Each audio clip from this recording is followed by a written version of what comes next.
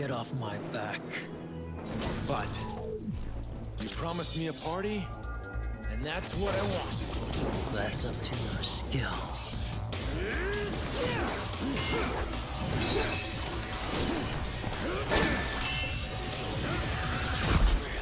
Hello guys and gals and non-binary pals, it's me, O.C.C.B. Now, in my spare time, whenever I'm drawing, yes I have an art account, please follow me on Instagram and Twitter, please. Playing games I don't need to focus on, no Splatoon isn't one of them. Or door dashing food for the 5th time this week, yes I have a problem, I know. I like to look up and learn trivia of things I like, and then it got me thinking. There is not a useless Splatoon video, unlike other games I play. Boneworks has one, Ultrakill has one, Roblox has like 5, and even Halo has one. But there's not even a Splatoon one. So, because I have a superiority complex, I like making content, I decided to just make my own. Also, the fact that you guys voted for this video, but that's not really important. But yeah, this is 10 minutes of useless information about Splatoon. And when I mean useless, I mean it's useless.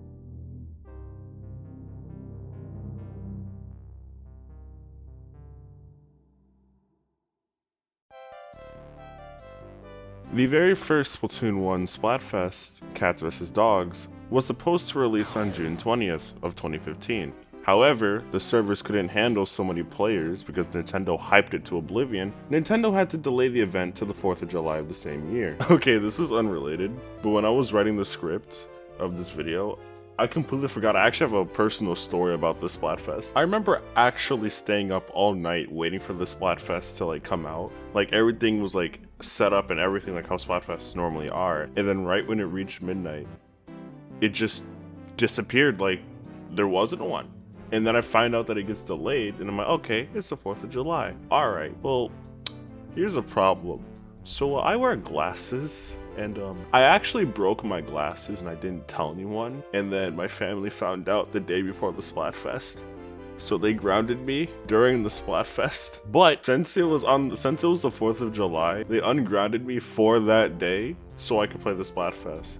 In the Splatoon E3 videos, you could see on the screen that there was supposed to be a round system, as if a match of turf war would span across multiple rounds, kind of like Rainbow Six or Overwatch. So you know how the Stingray works, right? How it has 2 phases of fire? Well, that wasn't always the case. It only had one form of fire, and the second form wasn't added until version 1.3.0 on September 8th of 2017. If you go into Splatoon 2 Hero Mode and you use the Stingray, it will only do the first form of fire, because the Stingray was never patched to have the second fire in single player.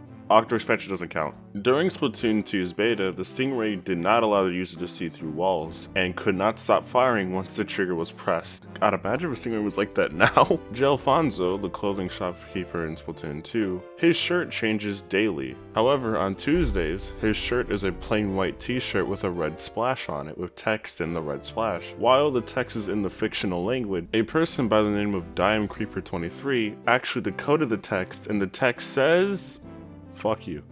No, that's what it says. It says fuck.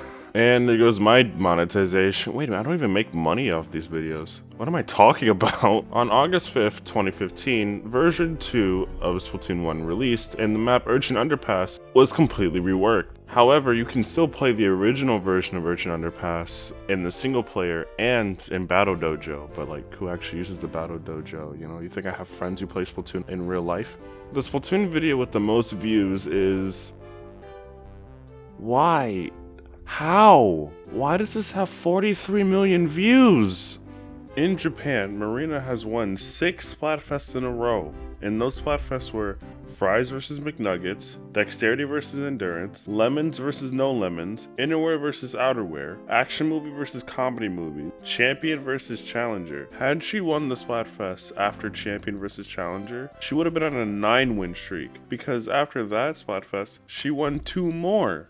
And we're complaining about Shiver winning twice? The oldest tweet I could find from the official Splatoon Japan Twitter was a tweet explaining the arcade minigames in Splatoon 1. The weapon icons in Splatoon 2 are 3D, but in Splatoon 3 they're 2D. On July 26, 2016, the Splatoon manga didn't release yet. As of recording, there is at least 27 games on Roblox that either has the name Splatoon in it, or is implied that it's Splatoon related.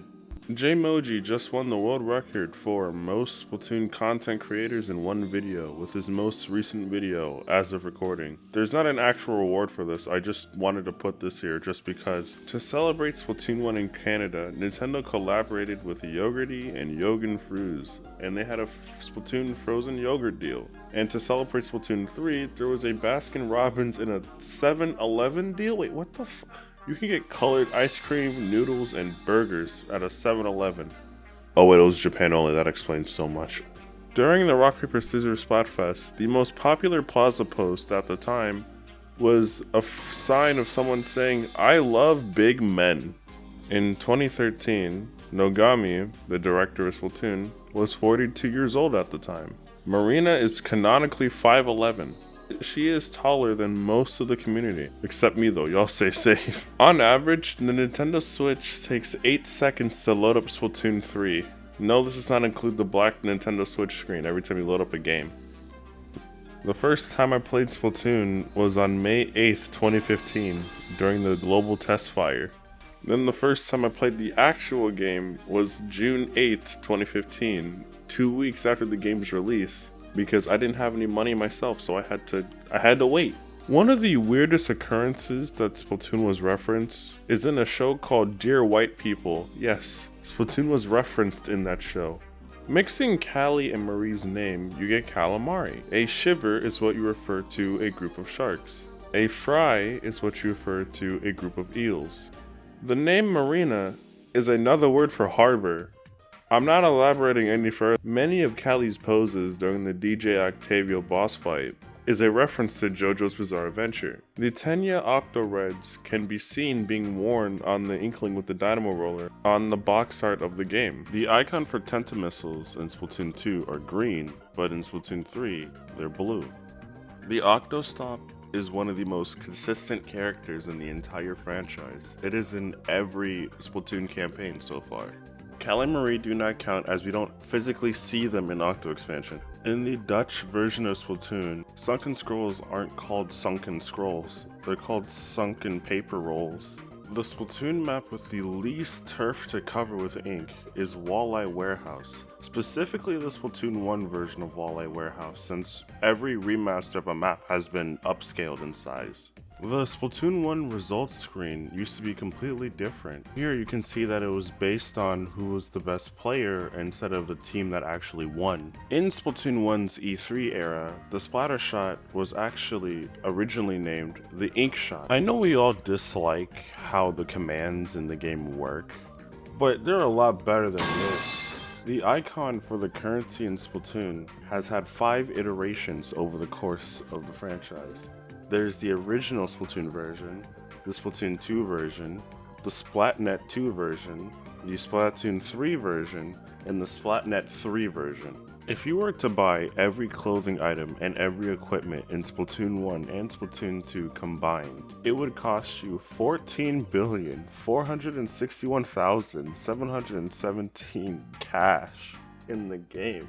Why is it so much? An unused mechanic in the game was that squids were able to travel by using toilets?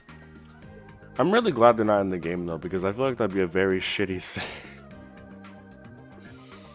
Don't put it in the video. Marina in Splatoon 2 at launch is completely different than how she is now. Now she's very, nice and sweet and very caring about the people around her, right? Well, she used to be an asshole. I ain't gonna lie to you. Now she used to just, slightly roast Pearl for, for the dumb things that Pearl likes to do. Okay, yeah, but back then, she would genuinely get angry or even annoyed at some of the things that Pearl would do. It was so bad that Nintendo had to patch it in the patch notes, saying, fix Marina's personality. I'll find it if I can, but I'm not lying. I'm being dead serious. On August 2nd, 2015, YouTuber Bitonic Sage made a mashup of Calamari Incantation and the intro to The French Prince of Bel-Air. And it's actually good too. Take a listen.